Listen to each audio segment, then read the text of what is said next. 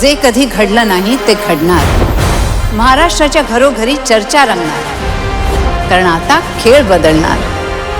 कोण होणार करोडपती लवकरच आपल्या सोनी मराठी आणि सोनी लिव्हवर. आपण इथे सगळे कशासाठी जमलोय तर अण्णांच्या मृत्यूपत्राचं वाचन करण्यात. बरोबर अगदी.